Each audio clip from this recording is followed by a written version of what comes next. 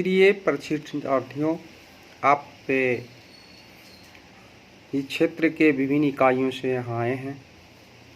आपका आज विषय वस्तु है सुरक्षा प्रबंधन योजना। सुरक्षा प्रबंध योजना के तहत SMP के तहत आज आपको ये जानकारी दी जाएगी कि सुरक्षा के संदर्भ में खदानों में जो काम करते हैं श्रमिक, उनकी सुरक्षा और स्वास्थ्य के संदर्भ में वहाँ का प्रबंधक क्या क्या करते हैं, कैसी कैसी योजना बनाते हैं कि ताकि उनकी जान की रक्षा हो सके, उनकी स्वास्थ्य की रक्षा हो सके। तो इसके संदर्भ में जैसा कि आप जानते हैं कि 12वां राष्ट्रीय सुरक्षा सम्मेलन जो 28-29 जनवरी 2020 को नई दिल्ली में संपन्न हुई थी, जिसमें दुर्घटनाओं की रोकथाम के लिए सुरक्षा प्रबंध योजना पर यानी SMP पर विशेष जोर दिया गया है। कोयला खान विनिमय नवंबर 2017 में भी SMP के संदर्भ में नए तरह से ही रेगुलेशन यानी विनिमय लिखे गए हैं।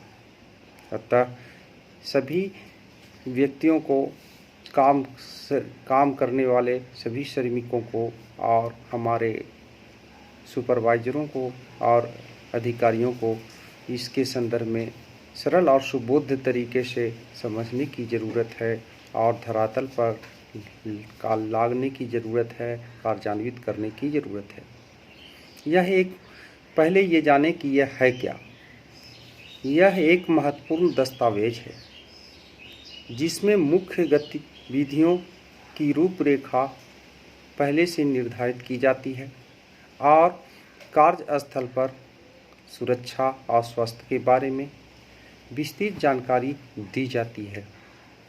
खान में कार्य करने वाले व्यक्तियों की सुरक्षा और स्वास्थ्य के संदर्भ में जहां वो काम कर रहे हैं, कौन कौन से खतरे हैं, उसकी पहचान करना पहला कर्तव्य है, पहला पाठ है, पहली प्रयास है। दूसरा है पहचाने गए खतरे में जोखिम कितना है उसका आकलन करना। ये दोनों खतरे को पहचानना, खतरे को जोखिम का आकलन करना, ये दोनों को पंजीकृत करना भी बहुत बड़ी जिम्मेवारी है ताकि समय पर अंकेक्षण के लिए उसे काम में लाया जा सके। तो खतरे को पता लगाने हेतु एक प्रक्रिया अपनाई जाती है, एक प्रोसीड्यूर अपनाई जाती है ताकि खतरे को पहचान कर उसे कम किया जा सके। सुरक्षा समिति, आंतरिक सुरक्षा समितियां तथा खान के प्रबंधन द्वारा जोखिम कम करने के लिए, जोखिम को हटाने के लिए, जोखिम को नियंत्रण करने के लिए एक कारगर उपाय बनाए जाते हैं, दिए जाते हैं। तो ये खतरे को पहचानना, जोखिम के आधार पर उसको मूल्यांकन करना, दस्तावेज को पुनः अवलोकन करना व आंकेक्षण करना इसमें सम्मिलित होता है। इसमें संघातात्मक ढांचे, योजना, क्रियाकलाप, जिम्मेदारी, व्यवहारिक कार्यविधि, कंपनी की सुरक्षा और स्वास्थ्य की पॉलिसी आदि सम्मिलित रहती है कि उसका पॉलिसी क्या है कंपनी की सुरक्षा के संदर्भ में और व्यवहारिकता रूप से उसे कैसे कार्यान्वित किया जाए, इस दिशा निर्देश रहता है। खतरे को पहचान कर एवं जोखिम का मूल्यांकन कर मूल्यों के आधार पर क्रमबद्ध सुसंगठित तरीके से उसे सजाते हैं और उसे प्राथमिकता के आधार पर उसमें निराकरण के उपाय किए जाते हैं, जिसमें कंपनी की सुरक्षा व स्वास्थ्य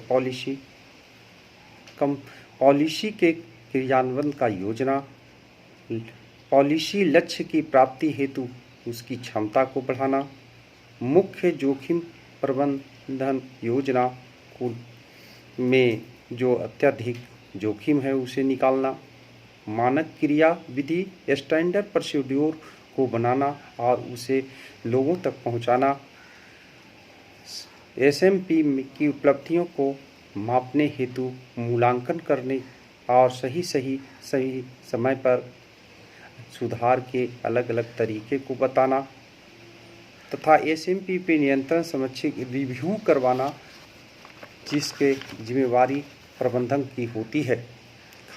इसमें भागीदारी खान में कार्य करने वाले कर्मचारी, श्रमिकगण ये समय समय पर प्रबंधन के साथ मिलकर ये काम को करते हैं और जोखिम की समीक्षा करते हैं, उन्हें और कम करने का उपाय करते हैं। इसीलिए उसको रिव्यू किया जाता है, पुनः अवलोकन किया जाता है, ताकि पहले से जो खतरे हैं उसे और कम करना है।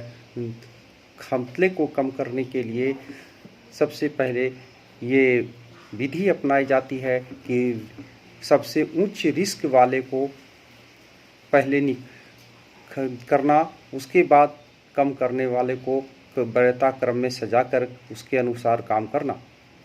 खतरे को कम करने के लिए निकाल देना, प्रतिस्थापित करना, पृथक्करण करना, प्रशासनिक करना और ट्रेनिंग देना तथा निजी बचाव के साधन मुहैया कराना भी सम्मिलित है। इसके लिए हम लोग इस कार्य को 3 भागों में बांट सकते हैं। पहला भाग है जो जोखिम का पहचानना, दूसरा भाग है जोखिम का मूल्यांकन करना। पहले है खतरे को पहचानना, दूसरा है जोखिम का मूल्यांकन करना, तीसरा है नियंत्रण करना। नियंत्रण करने के लिए यह जरूरी है कि आपको दूसरे रिस्क स्कोर जो जोखिम है उसकी गणना करना होगा, उसे निकालना है।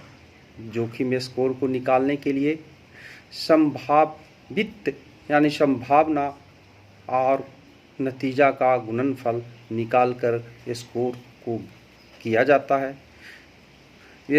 स्कोर का मापदंड किया जाता है और नतीजे का मापदंड तथा प्रोबेबिलिटी के मापदंड, ये तीनों के गुणनफल द्वारा उसके रिस्क स्कोर को निकाला जाता है। जैसे नतीजे के मापदंड के लिए आप जैसे अगर ये हो मापदंड में यह सम्मिलित होता है कि इसका नतीजे के फलस्वरूप कितने व्यक्ति उसमें प्रभावित होंगे, कई व्यक्ति होंगे, एक व्यक्ति होंगे अथवा मृत्यु की संभावना होगी, ऐसा इत्यादि कर उसके अनुरूप उसके अंक दिए जाते हैं। उसी प्रकार एक्सपोजर के मापदंड जैसे लगातार हो रहा है या बार बार हो रहा है, दैनिक है या कभी कभार है या असमय कभी हो सकता है, तो इसके अनुरूप भी उसके अंक दिए जाते हैं। प्रोबेबिलिटी का मापदंड के लिए प्रचुर मात्रा में हो सकता है, कम मात्रा में हो सकता है, असंभव और या बिरले कभी कभी हो सकता है। तो यह सब प्रोबेबिलिटी मापदंड के मानक हैं, इसी के आधार पर इसे नापा जाता है। तो हमें लगता है प्रबंध योजना, सुरक्षा प्रबंध योजना के बारे में आप जानकारी प्राप्त कर लिए हैं। इनकी कॉपियाँ, इनकी प्रतिलिपियाँ आपके व्हाट्सएप और ईमेल पर भेज दी जा रही है। आप अपने पुस्तिका में उसे पंजीकृत कर लेंगे और एक एक करके अब समझने की कोशिश करेंगे। नहीं आएगा तो क्लास में खड़ा होकर फिर से पूछेंगे। और अब हमें आशा नहीं, पूर्ण विश्वास है कि आप अपने कंपनी में जहां काम करते हैं, प्रबंधन को अब जोखिम को पता लगाने में आप कारगर साबित होंगे, उनको मददगार साबित होंगे। उन्हें बताएंगे अपने खदानों में जहां आप श्रमिक काम करते हैं, आपके स्वास्थ्य के संबंध में, आपकी सुरक्षा के संदर्भ में, जहां कोई खतरा दिखता है उसे अविलंब आगाह करें, प्रबंधन को दें, उनका साथ दें और निराकरण करने में अपना योगदान प्रदान करें, ताकि आपका खादान सुरक्षित रह सके और आप सदा के लिए सुरक्षित कार्य योजना से लाभ उठा सकें। यही इस पाठ का मुख्य उद्देश्य है।